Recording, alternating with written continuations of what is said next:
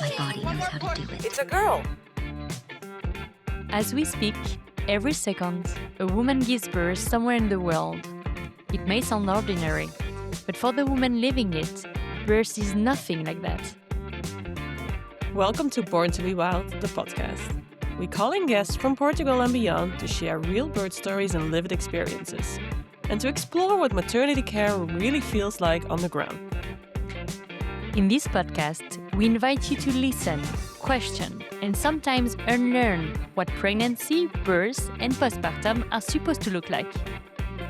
For us, wild means staying connected to yourself, your body, and your choices, even when systems make that difficult. So let's begin. In the last episode, you followed my birth in the Azores. That was a birth that was made safe thanks in large part to the incredible dedication of two women, my doula and my midwife. And today we wanted to highlight one of them. It was Raquel Cajão, who didn't think twice about getting on a plane to be there. Oh, what an amazing story. Raquel is a midwife specialized in home birth with over 11 years of experience in Portugal. And in this episode, she talks about what it really means to be midwives. Because I think that sometimes it's not exactly what we expect. No, exactly, because there's an image I keep coming back to. It's a midwife on her bike in the middle of the night riding out to a woman giving birth. It's like a quiet, almost invisible act, and that is exactly the paradox we're talking about in this episode. Because the strength of this work lives in that silence, in that restraint, because doing less is sometimes the most powerful thing you can do, and Raquel talks about that too. Raquel also talks about something that stops a lot of people in their tracks. Imagine the idea that an intervention is not just a C-section or an epidural, but also sometimes it can be a word said by a health practitioner, it can be a comment when you're doing an ultrasound, and it can be something that will plant a seed of doubt that will afterwards follow a woman all the way into her labor and her postpartum.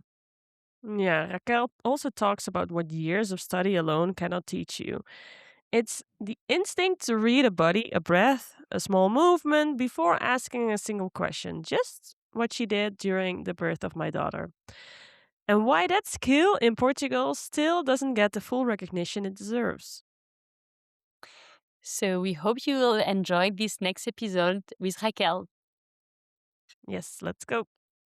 So, hi Raquel, thanks for joining us on the podcast today. And it's so good to see you calling in from the Lisbon area. So today we want to speak to you about home birth, of course, but also about your vision, your practice, the autonomy of the woman and the safety, the physiology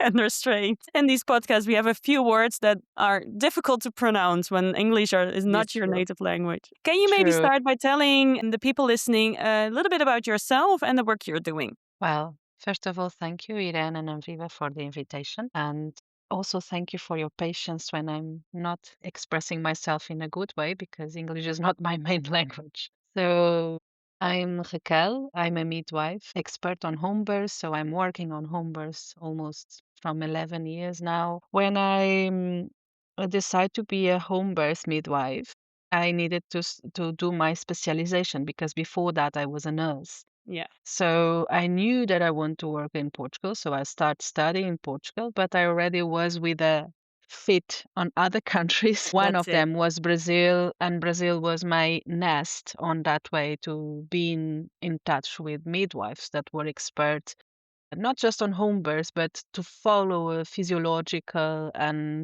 non-intervention needs with all women that they were with. Yeah, so you were a nurse at first, and then you switched to midwifery. How did that go? Really well. I never liked to be a nurse, at least in Portugal. The system is too much for my sensitiveness. So it was really hard for me to testimony a lot of things that I saw. And suddenly, when I was studying different things, I love to study many stuff. One of them was sexuality on people with vagina. Um, it made a click. Why do I not join all of this knowledge with my original professional? So it Yeah. was really quick. Yeah. And I think it's something that is very unique to Portugal, because if you want to become a midwife in the UK or in France or in Germany, you just directly study midwifery. Yeah.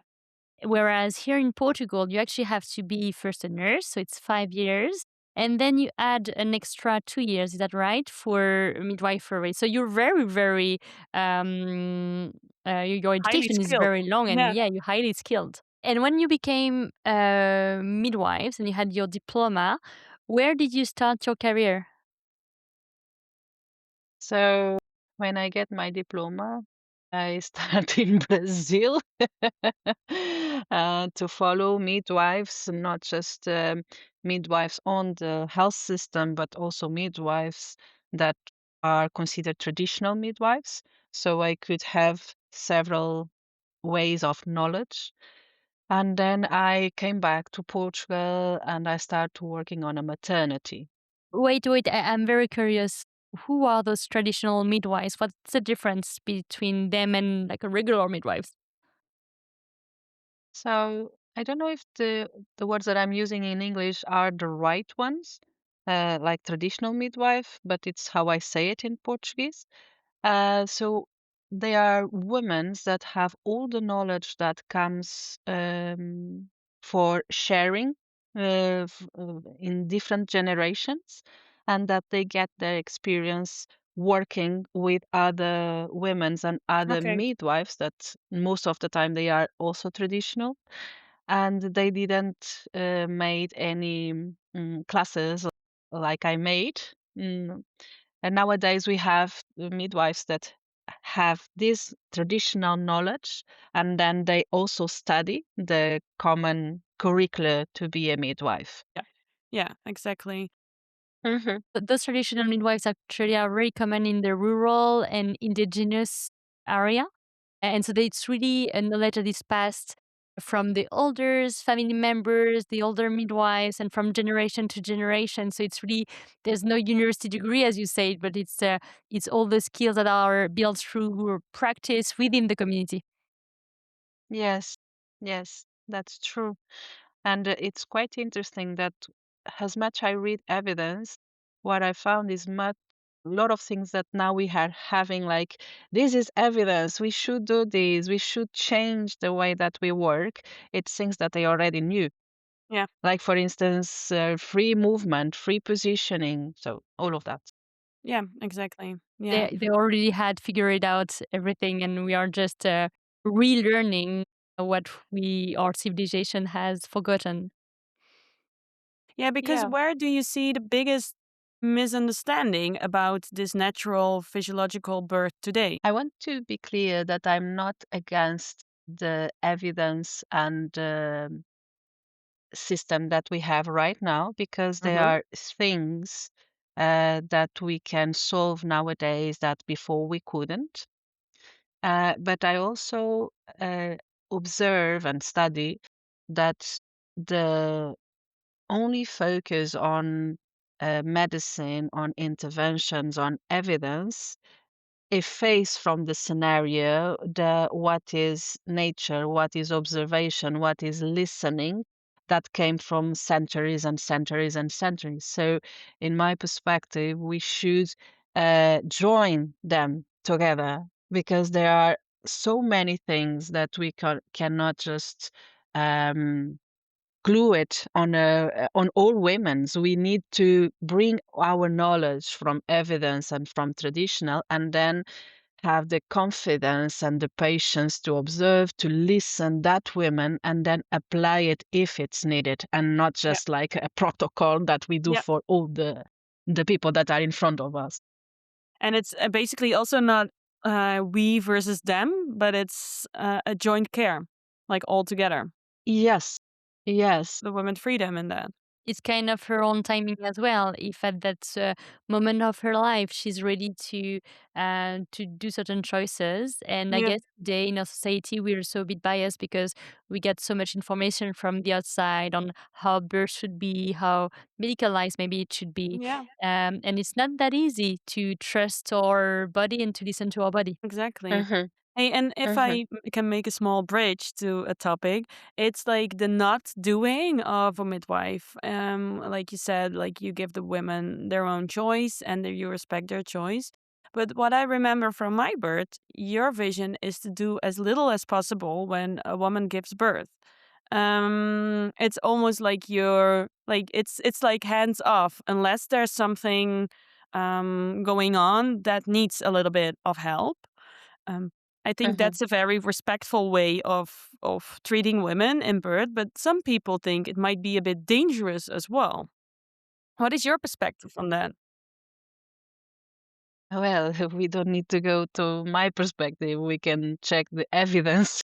Yeah, The evidence already tell us that an intervention normally brings another intervention, and then yeah, it's a cascade of interventions. Yes, sometimes it's needed interventions, and interventions we are not just talking about, for instance, a vaginal observation. We are talking about words. We are talking about going in the space of that person so we can see subtle things that can yeah. change what is happening. We don't need to think in a big scenarios like a C-section or forceps Hmm. or other oxytocin. So interventions don't need to be like big. If we think of interventions, we think of the big interventions like maybe an epidural or like bringing more oxytocin in the body, everything like synthetic oxytocin.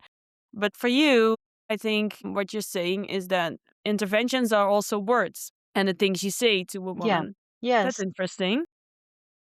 I can give you an example, and it's not related with labor, but I could give many on labor because normally we just focus on labor, but labor it has a before and an after in it, Yeah. everything together. We are trained to have a split mind and split things, but it's everything together. It's life, you know? So, for instance, I'm going to an ultrasound with my beautiful baby inside, and suddenly a little professional tells me, oh, what a big head. And maybe it's not outside the padram or any problem, but because it was said big head, me as a person who said, oh my God, my baby has a big head. Will it come out? So all of that Has an will impact on how you live has an your impact. pregnancy, of course. Yes, exactly. On your labor and your after labor. So that is important for the professionals to understand that everything is an intervention somehow. And Mhm. the other thing that is important to bring is that nowadays, what people consider safety sometimes is not safety because safety equals control. So many people think more monitoring and intervention automatically means safer birth, when often it can disrupt physiology. Yeah. So, true safety also includes emotional safety, autonomy, and continuity of care. Yeah. It makes sense?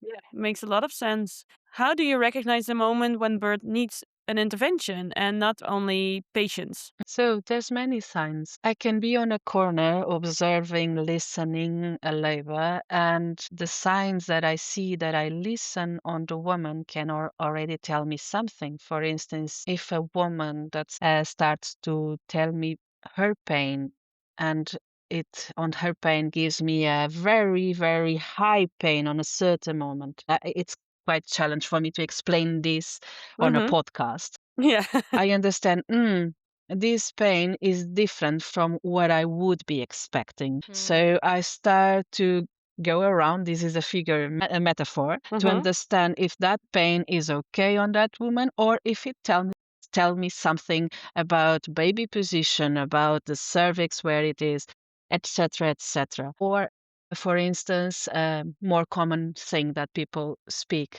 the heartbeat of the baby has a different level or a change on a specific moment that it shouldn't be. That makes me also wondering why this is happening. Is baby in suffering? Is maybe not liking this position? Well, so many things that can be on that reason. So in that moment, I start to understand. And when I understand, I start a suggestion so Yeah. we can change the scenario for a health way. Yeah. I remember that for my birth, when I started pushing, like the final phase, I was so done with labor. I just wanted to have that baby out. So I began pushing on myself. I didn't wait for like the reflex, but I started pushing on myself as well. And you said like, Eden, I can hear you're trying really hard, but maybe you should wait for the reflex of your body. And I know the moment you said that, I was like, busted, busted, but I wanted to be done. But I really love also what you're saying because um, you develop as a midwife so experiences and you develop this instinct that make you rely on a really attentive listening, like the sound, like you were talking about the subtle changes in the breathing of the baby, maybe the body language. And whereas you see obstetrician, the way they are trained, they often acts of place like a place of precaution and kind of risk management, which can also lead to early intervention. But I remember reading Michel Audin, so really French famous obstetrician that created the very first birth house, and he was saying that in a normal low risk pregnancy, the role of an obstetrician should be to sit in the corner of a room and knit. So that really was like and it's a bit like Irene was describing the role you had is to be as discreet as possible and just being listening. And I think it's an amazing skill that you developed. Yeah, and that skill also comes from experience, right? It's not that you can learn overnight. It's you have to attend a lot of births to learn that skill, I can imagine. Yeah. I remember my first labors in Brazil. So I have all the theory, but the practice that I was present in Portugal was with women that normally had pitocin and other things. So Oh, it yeah. was different body language. So when I arrived to the first women that I presence without any type of interventions like pitocin, epidural, etc., I was seated on the corner with, I don't know, 4, 6 hours of labor of that woman. And I said, what can I do next? And I was catching myself on that thought. So it was a learning process with the professionals around me, with those women. So I'm really thankful for that. Yeah, I can imagine. It's like magic, no? It is. But imagine that needs a lot of preparation, a Yeah, continuous studying, and it's not just a studying on evidence and how to do better things, but also a studying on what have I done, what can I improve, how can I manage with my team, with the women, and also in an individual way, as a midwife, as a person, what are my fears, what are my projections, what are my needs, so I don't put them on the person that I'm serving. exactly. Yeah, It's clear. yeah, yeah, So with you, Raquel, we understood that for low risk pregnancy is a real chance to have a midwife following you and supporting you, giving this continuous care. And I was wondering, what's your take on the Portuguese context? Do you think that in Portugal, the midwives are recognized and their role, is it valued when it comes to either home births or hospital births? I see a lot of midwives on home births, on hospitals that are doing an amazing job. It's so inspiring and it's not recognized. Not at all. Not from other professionals or quite exceptional when other professionals recognize it. Not for mm, other partners, midwives. It's quite exceptional when the teams support each other because yeah, they are really on pressure about so many things yeah, and also by the people that they are serving. It's quite rare when a family, even on a home birth, understands the real work that a midwife do. Because being on the corner means that you are not doing anything, but it's the opposite, you know? yeah, So it's a challenge for people to see that, to understand that. And I'm not saying that this their fault. I think midwives, they also have a problem because they don't yet show their work. They don't speak about it. They don't claim it out, So this is a working process. Yeah, it seems like midwifery is quiet work, like literally quiet work. You go out in the night hours, in the middle of the night to help women. I have this picture in mind, like a midwife on her bike in the in the middle of the night, going to women, like helping them with giving birth. And it's the quiet act that it's their strength, but it's also a pitfall because yeah, we need to speak out. Like people working in maternity care and especially midwives, they need to speak out. I totally agree with you. If I may give an example of the quiet act of a midwife was when you came in, Raquel and Patricia at my birth. I remember standing in the kitchen and I was dancing around a bit like this and on the waves of the contractions. And Patricia said at that moment, we thought you were far along because you were already doing this with your foot like this. You were putting the heel of your foot on the ground and you were flipping it around. And I It was was like, a sign. It was wow. an actual sign. It was a Wow. sign, and because we never checked my dilation, we never knew how far along I was, but it was really funny. She told me afterwards, like, "Wow, I came in and she thought like we have to be fast because this is happening." Mhm. What the reality is in Portugal is that 99% of the women give birth in a hospital. How can they reach like the same safety level? Maybe not the same, but nearly the same safety level the sense of safety level in a hospital as giving birth at home. I listened and I saw already many midwives in Portugal doing a beautiful job in maternities and listening histories, birth histories that were amazing that could be done the same at home because home it's not the same that okay that physiological birth will happen. No, sometimes home births bring things that are not pleasant to live, not just because the labor developed in a way that start to be pathological, but also at home can be uh, lived an experience that is not positive, that the Yeah. professional maybe intervened too soon or something happened that changed that. So um,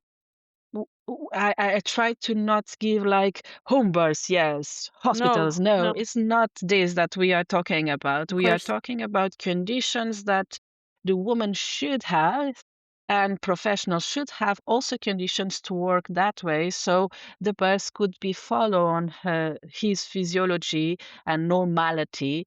So the woman could live a positive experience, and we could respect the what it's a normal birth. Yeah. Yeah. It's clear. I think I'm Yeah. Yeah, repeating it's long very home Yeah. clear. words.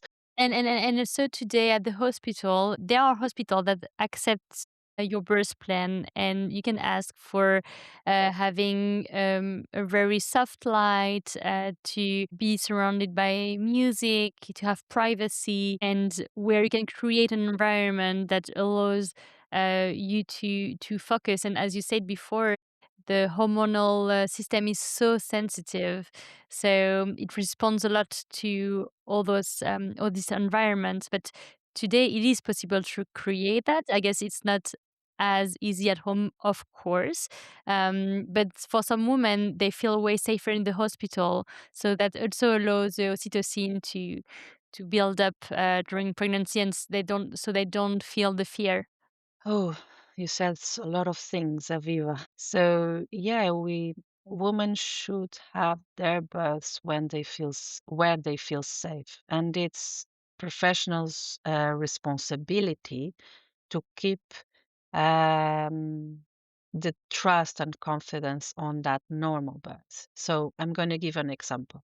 If a woman arrives to a hospital and we see that she has, I don't know, 2, 3 centimeters of dilatation, or that she's still or with a pattern of contractions that show us that is the first stage. She shouldn't be accepted on the hospital. Go home. Everything is fine. You have here a number, anything you can call me. You see? Of course, each woman is different. If it's a second, third, fourth labor, the midwife needs to see other things. But I see many first pregnant women being accepted on a hospital when they are even yet in labor. So this is already an intervention that can orientate that labor for more Yeah. interventions. So sometimes restraint is the highest form of care. Yeah, I think the rule here, like in most of the hospital protocols, is to, at least for the SNS, the public system, is to accept you as soon as you are more than 2 centimeters dilated. But from what you're saying, actually, it might be still too soon, and you better be at home to continue this Very, first very stage of the soon. labor. Yeah. Yeah. Very, very soon, if we are reading what a COG says, they consider the active labor at 6 centimeters. Yeah. 6, not 2. So if you want, we can just confirm that the autonomy is related with real choice, informed consent, and the freedom to say yes, no, or not now Mhm. without pressure. So that means being listened to seriously. We're not in a rush. No, no temos pressa. So that's the thing I always say here in the Azores. So I'm not intervene before, I'll intervene when it happens. Exactly. Yeah. That is my perspective. Another thing is pathology. We were talking about physiology, normality.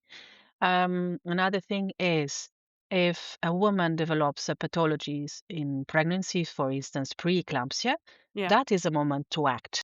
We Yeah. are not waiting that preeclampsia That's really develops, Yeah, dangerous. for this is an instance. emergency. Yeah. Exactly. So in labor, when I'm following a family, and I'm saying family because women is not just that physical body, my preventions are: how are you sleeping? How much water are you drinking? How are you eating? How is your emotional state? Because all of that can increase or decrease her health. And with that, we are potentiated or not the pathology, you see? So we can start for the lower basis so we can increase all the rest of her scenarios. Yeah. And the body carries immense wisdom. And when fear and interruption decrease, physiology often unfolds beautiful. So, as a midwife, but also as a coach, I see this in many areas of life. The body knows before the mind does.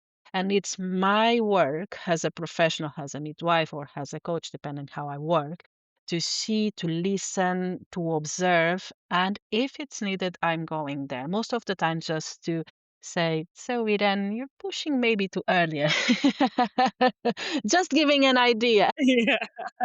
You're suggesting. You're not in a rush. Yeah. We're not in a rush, even if we totally understand you that you want to put that baby out because this is You too want to get painful. rid of it. Yes. But Yeah. remembering you, your wisdom and your needs that you told me before, let's wait a little bit. Yeah. Yeah. But again, it's your choice, of course. Of course. Yeah. So professional support is valuable, but their inner authority matters too. I have a last question to ask, and I'm very curious about these kinds of things. Do you have an example of a home birth that really stayed with you, that you really remember as like, wow, that was truly magic? Do you have an example of that? So many. Ah. I have a lot, but I can tell you the last one. So it was a second child, Yeah. and the first experience was traumatic to that person. Mm. And I was far away from this family. So when they told me we are in labor, even if they didn't ask me to arrive to their home, I just start my traveling to be closest. Yeah. So when she finally invited me to her own home, I was 5 minutes I was there. So when I arrived, I started to look at her and I understood, okay, baby is nearby. Of course, I cannot sure that, but all the signs were showing me Mm. that her husband starts to start up the birth pool, but there was a moment that I said, stop it, let's come in. Like there's no time. No, baby was coming. So it was really beautiful. I was just there saying, when she asked me everything, it's fine. And we were just assisting me and her husband, that was an amazing partner, to her. So the baby was coming slowly. And when this baby head came out, partner wanted already to grab and say, wait. So, and the next push, the baby starts to fall, and then the father bring it and gave it to So her. Oh, that's So beautiful. was beautiful. I never touched that baby unless to hear the lungs, but I didn't touch it. I didn't need it. This is Yeah. a normal birth that I was just there to giving support, to say Mm. everything is fine. You keep Yeah. going. Yeah. Yeah. That's beautiful. Wow, that's super Hmm. cool. Yeah. Yes, and I think it's also a Thank message you. of hope that, there's no good way to give birth or good No. places, but just the environment and the settings is the most important. So even for women that really want to give birth at the hospital because they felt safer there, they still can have access to good birth if some conditions are respected. You remind me one thing Yes. that I want to share because this is important. Yeah. So today I'm having headphones. It's common that I suggest women's to have one of those on their backs because if they're going to the hospitals, one thing that they can do is put these things on their ears and they listen what they want, or they just block the sound around. That can Mm, help a lot. And also we have a lot of information around us. It's the most common thing nowadays on this our living era. So we learn that that we need to have this, and this, so the thing can well. So I always suggest a change of perspective. Okay, we learn all of these, wonderful. It's there if we need it, but now just go to the unpredictability of life. So allow yourself to do what you just are doing. So for instance, that experience that I already shared with you, the woman had gave birth her baby laying down. Mm-hmm. If I would say to her, let's do another position because it's what evidence tells us, I yeah. would interfere without a need. For her was Mm. the best position. She was listening to her body and what the body was telling her. Yeah. Yeah. That's really Yes. cool. Thank you so much. It's really interesting also to be able to have the brain that is somewhere and then just the feeling and being able to give a lot of trust to our feelings that sometimes or in our society and the way we live we kind of forget how to connect to that sensation. Thank you so much, Raquel, Mm-hmm. for saying this. Yeah. Thank you so much, Raquel, for sharing your wisdom, I want to say, and your knowledge and everything you know about homebirth and also the way you work. It's strongly intuitive, I feel, but it's also really based on evidence and how physiological birth should be. And thank you for the invitation. I love to talk about this. Thanks for listening to Born to Be Wild, the podcast. If you want to continue the conversation, you can find us on Instagram at borntobewild.pt and Birth Mode. We would love to hear from you. All sources and references mentioned in this episode are in the show notes below.